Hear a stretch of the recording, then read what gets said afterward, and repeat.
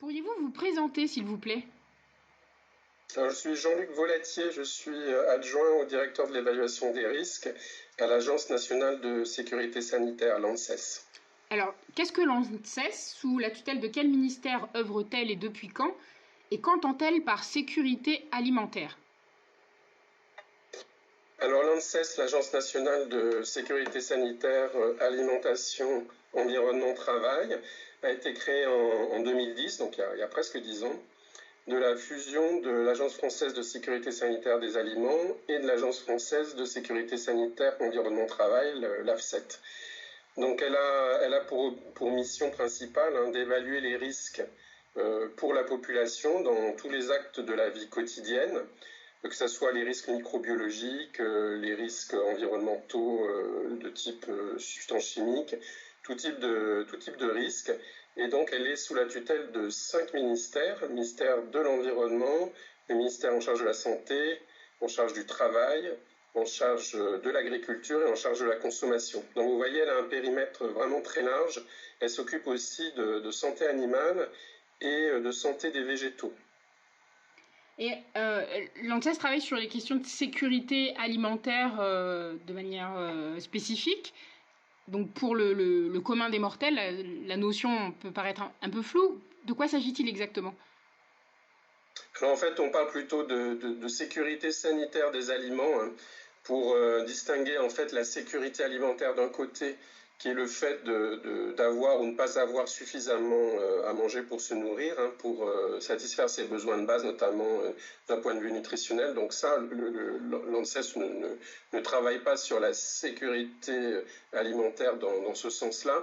Elle travaille sur la sécurité sanitaire des aliments qui, elle, porte sur les risques éventuels liés à l'alimentation, le principe étant que ces risques doivent être les plus faibles possibles. Donc elle fait un travail d'évaluation de ces risques pour aider les ministères, les organismes en charge de la gestion, de faire en sorte que ces risques soient les plus faibles possibles pour la population. Alors justement, comment l'agence s'y prend-elle pour évaluer ces risques?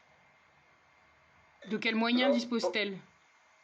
oui, alors en matière d'alimentation, hein, le principe de l'évaluation des risques, c'est qu'on compare d'un côté des expositions par voie alimentaire. Dans les expositions, c'est la quantité de substances ou de micro-organismes que l'on absorbe via l'alimentation. Et on compare ça à des valeurs de référence qui sont des valeurs en dessous desquelles il faut se situer pour qu'il n'y ait pas de risque. Donc c'est ça qui permet de faire l'évaluation des risques. Donc on mobilise des comités d'experts pluridisciplinaires avec des scientifiques qui sont soit des spécialistes de l'exposition, donc là ça va être des chimistes, des épidémiologistes, des statisticiens ou des modélisateurs. Aussi, on a du côté de l'évaluation qu'on dit du danger, c'est-à-dire l'établissement de valeurs toxicologiques ou sanitaires de référence. Là, ce sont des toxicologues et ce sont des épidémiologistes qui vont fixer ces valeurs. Donc vous voyez, c'est vraiment un travail qui se fait en commun à plusieurs disciplines et de façon ouverte, avec des experts qui sont souvent recrutés par l'agence par appel à candidature. Donc tout le monde peut candidater, tous les scientifiques peuvent candidater, et on fait en particulier très attention à l'existence éventuelle de liens ou de conflits d'intérêts. Donc ça, c'est vraiment le point central, expertise pluridisciplinaire, ouverte et sans conflit d'intérêts. À travers son enquête Canary, quels risques alimentaires l'agence a-t-elle identifiés en matière de chlordécone pour les populations antillaises et quelles sont ses principales recommandations? Alors, l'étude Canary était une étude qu'on a faite avec Santé publique France, les observatoires régionaux de santé Martinique, Guadeloupe.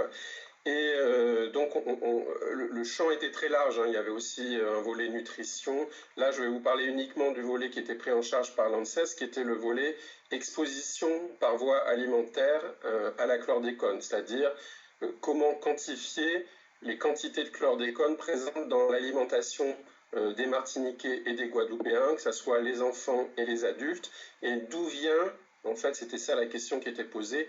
D'où vient cette exposition à la chlordécone? Et donc, ce qu'on a observé dans l'étude Canary, c'est cette exposition provient beaucoup, en fait, de ce qu'on appelle l'autoconsommation, c'est-à-dire les productions dans les jardins familiaux, c'est-à-dire les dons, les échanges informels d'aliments qui sont assez fréquents en fait en Martinique comme en Guadeloupe, ou ça peut être aussi par exemple la pêche amateur et toutes ces activités en fait d'approvisionnement par des voies qui sont plutôt des voies non contrôlées finalement parce qu'elles sont simplement de type non marchande, elles sont pas soumises au marché. Ces voies d'exposition sont en fait majoritaires et si on veut réduire l'exposition à la chlordécone, ce qui est évidemment l'objectif de tout le monde et en particulier de l'agence, il faut d'abord jouer sur ces voies d'exposition en limitant notamment la consommation de certains aliments qui peuvent poser problème. Donc on a émis 3 recommandations majeures. La première, c'est d'éviter de consommer des poissons ou des crustacés, les fameux wassous, provenant de la pêche amateur. Et aujourd'hui, c'est effectivement interdit de les commercialiser, mais il ne faut pas non plus les consommer si on fait de la pêche amateur. Il faut également limiter à 4 fois par semaine les poissons et crustacés issus de la pêche amateur en mer. Il faut évidemment suivre les recommandations d'interdiction qui existent de pêche dans certaines zones, mais au-delà de ça, il faut aussi éviter de manger trop de poissons et de produits de la mer issus de ces filières non contrôlées.